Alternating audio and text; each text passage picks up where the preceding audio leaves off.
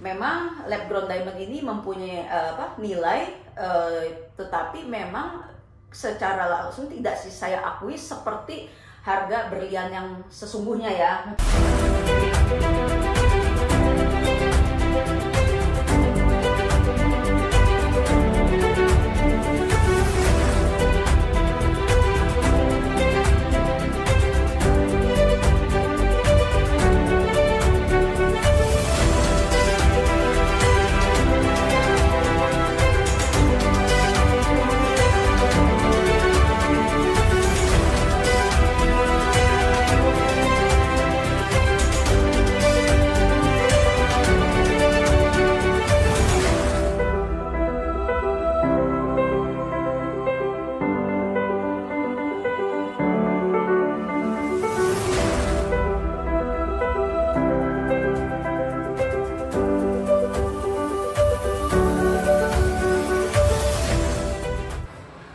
Kawan-kawan semua, ketemu saya lagi dengan Sumarni Paramita, dan ini dengan adik saya Delvina Paramita. Kami berdua sama-sama gemologis. Nah, kunjungan kita kali ini adalah ke Dikara Diamond ya. Apa isi itu Dikara Diamond? Ya. Jadi Dikara Diamond itu adalah toko yang pertama kali foundernya itu adalah ada, nanti kita kenalkan, yang menjual lab grown diamond dan moissanite jewelry ya. Nah, apa itu lab grown diamond dan moissanite jewelry? Nah, nanti kita akan jelaskan setelah kita melihat perhiasan-perhiasan ini, dan kita akan ngobrol bareng dengan owner dari toko ini. Oke, nah saya sekarang sudah bersama dengan foundernya dari Dikara Diamond. Ya, Dikara Diamond ini spesialis di lab grown diamond dan moissanite jewelry. Nah, ini saya bertanya-tanya nih, kok bisa sih tertarik dengan lab grown diamond dan moissanite jewelry? Ceritanya gimana? Bisa nggak di-share ke kita kira-kira? Ya. Halo, aku dengan Eka, aku juga founder yang betul dari Dikara Diamond. Jadi pertama kali sebenarnya aku tertarik itu karena waktu lagi jalan-jalan keluar kota ya.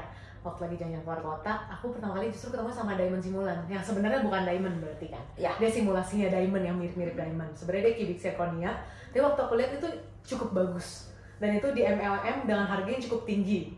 Dari situ aku pertama kali justru nyobain MLM-nya, jujur. Pertama kali nyobain, terus karena aku lihat barangnya oke.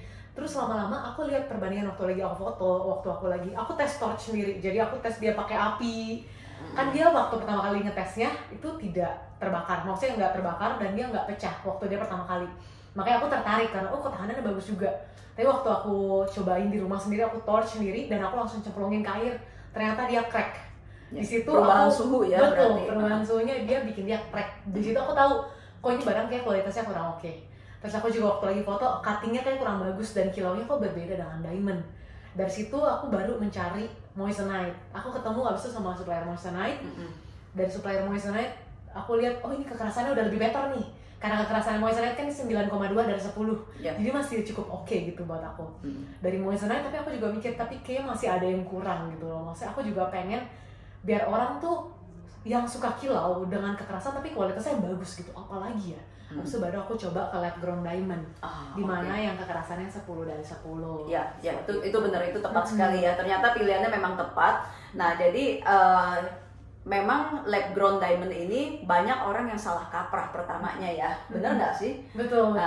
Dibilangnya ini barangnya palsu, barang murah. Bener nggak? Banyak kan pertanyaan-pertanyaan seperti itu. Betul. Nah, moissanite juga sama. Tadinya pertama kali tiruan yang paling di atasnya dari tiruan-tiruan yang lain seperti kubik zirconia, sintetik spinel, sintetik safir yang putih dan segala macam. Nah, nomor satunya adalah bukan kubik zirconia lagi kalau zaman dulu ya. Abis itu kan diamond simulannya berubah menjadi moissanite. Nah, jadi moissanite itu ada di kelas simulon sendiri, tapi mempunyai properties yang berbeda dengan berlian, bener kan ya? Betul. Karena kan kekerasannya juga berbeda, ya. Jadi ini kita ada dua segmen yang berbeda. Betul. Nah, kalau untuk yang sintetik atau lab grown diamond itu kekerasannya dengan yang natural kan sama-sama 10 kan? Terus karbon juga dari bahan karbon, yang lab grown juga karbon, yang natural juga karbon. Karena itu dibilangnya lab grown diamond. Betul. Kalau tidak ada unsur karbon ya udah bukan lab grown diamond lagi. Ya, itu bilang kesimpulan. Lab grown diamond ini memang tidak bisa diidentifikasi secara langsung. Jadi kalau ada yang bilang, misalkan, oh saya sekali lihat aja lab grown diamond langsung tahu, oh saya mau belajar dong dengan orang itu. Terus terang aja, saya percuma belajar segini lamanya kalau tidak mengidentifikasi secara langsung. Saya mau punya mata Superman seperti itu loh ya. Nah jadi saya bilang sama Bu Eka, gimana untuk penjelasannya? Kadang-kadang kan suka ada customer yang masih belum teredukasi dengan baik ya, tidak semengerti dengan Bu Eka ya. Saya juga mesti banyak belajar untuk harga di pasaran ini. Nah, kalau untuk harganya sendiri lab grown diamond itu seperti apa? Masih ada rapaportnya nggak? Betul, jadi kalau kita yang lab grown diamond kita tetap mengikuti rapaport, tapi diskonnya itu berbeda-beda. Jadi kan kalau yang di natural itu biasa diskon hanya sekitar 5-15%, betul ya? Paling banter maksimal mungkin 30 ya. Paling, kalau kita di rapaport ini kita diskon bisa sampai 70-80 bahkan 90%. KW pun kan ada KW1, KW2, KW3. Yang KW1 juga kan mahal. Betul. Masih jutaan kan? Sertifikasinya pun juga berkali sekali. Ya. Nah, sertifikasinya ini juga ditemani oleh sertifikat dari GIA salah satunya.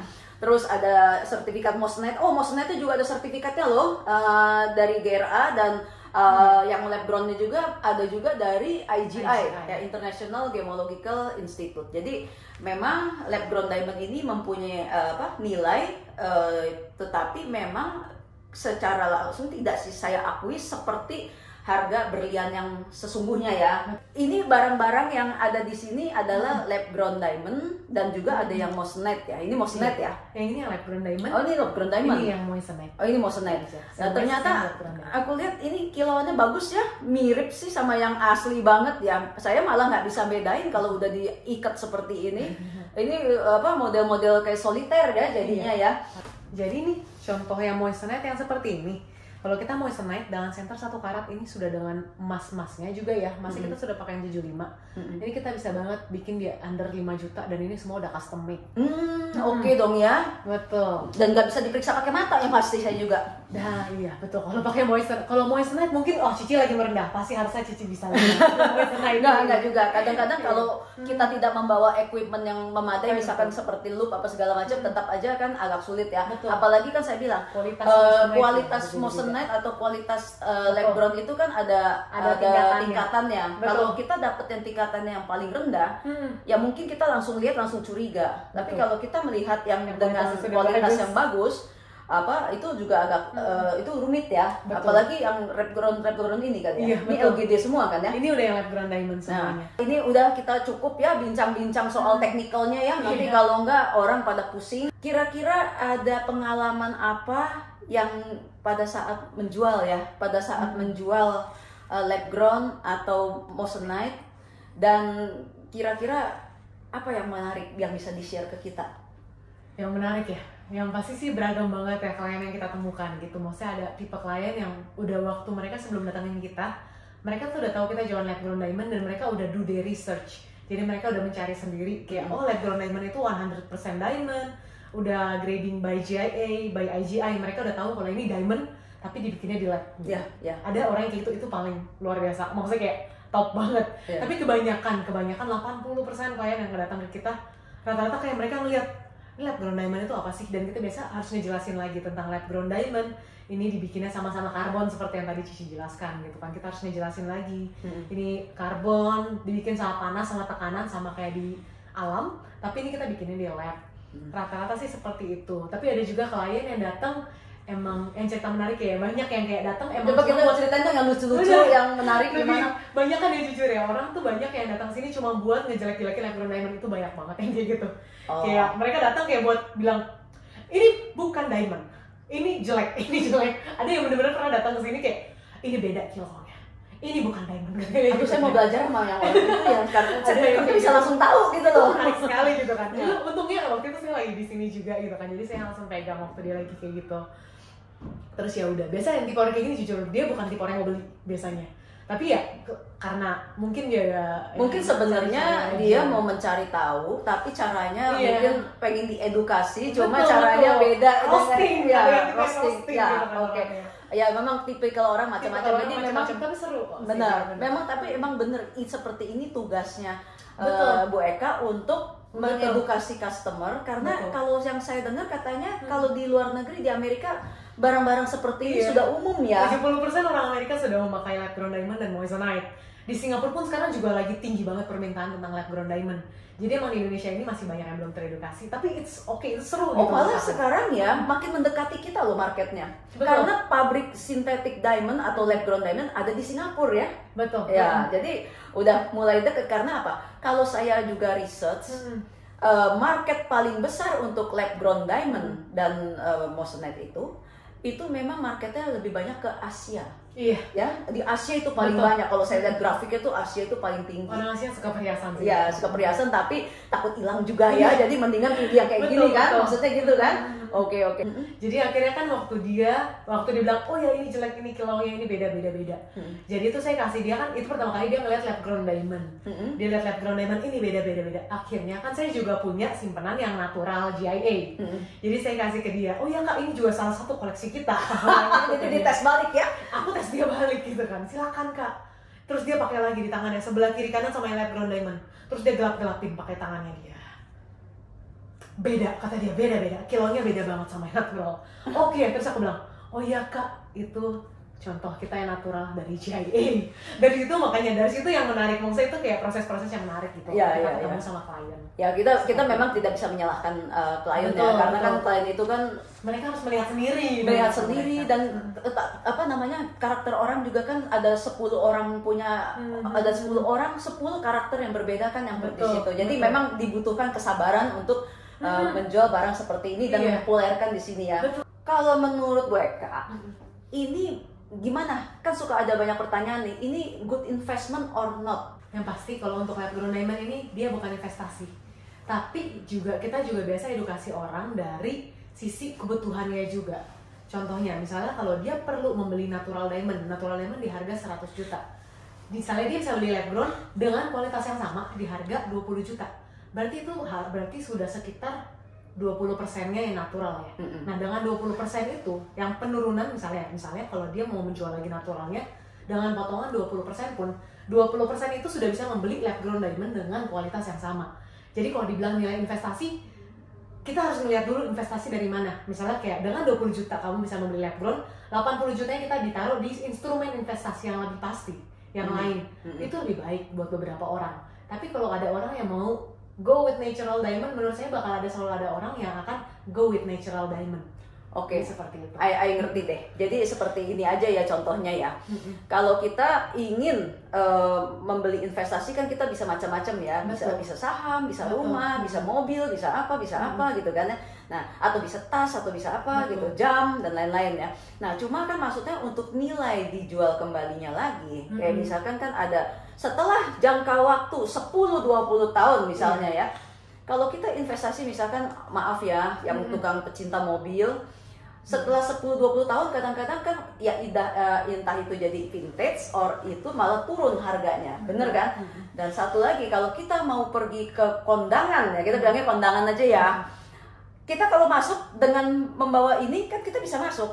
Kalau kita dengan mobil mewah seperti apapun diparkir di luar kan, nggak mungkin dibawa masuk ke tempat undangan dengan kita kan, masuk ke dalam ruangan ballroom ya kan. Nah itu mungkin salah satu nilai perhiasannya ada ya di situ ya. Nah kemudian kayak misalkan mungkin emas batangan ya.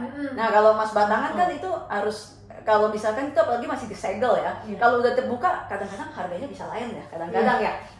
Nah, kan kita juga nggak mungkin kalau misalkan kita mau membuat menjadi perhiasan dengan segel-segelnya kita taruh di leher kan juga kan pasti nggak mungkin ya. Ya pasti kan kita harus mencari barang lain yang untuk dipakai untuk menghias diri kan, nggak mungkin dengan emas batangan kita di leher kan, dengan segelnya kan. Nah, jadi ini tidak bisa lagi seperti untuk investasi yang gimana-gimana ya. Ini lebih ke arah keindahan ya. Tapi saya dengar bisa dijual kembali ya kalau nggak salah ya. Kita juga bisa terima kalau misalnya kita bisa ganti model. Karena kita kan juga tanpa minimum purchase kita bisa bikin custom. Bikin custom ya. Jadi sesuai dengan model kemauan yang diinginkan kan? Oke. Jadi itu juga bisa. Dan kalau misalnya udah bosan nih sama perhiasannya yang bisa tinggal dibawa balik, kita tinggal nanti kita lebur yang lama, nanti kita bikinin lagi buat perhiasan yang lain pun juga bisa. Oh enak tuh kayak perpustakaan ya, putar-putar gitu. Iya, Jadi kalau kita udah bosan modelnya, kita mau juga menawarkan upgrade untuk batunya. Oh gitu ya. Oh oke. Ya berarti ini salah satu yang menarik ya dari Bikara Diamond ini ya.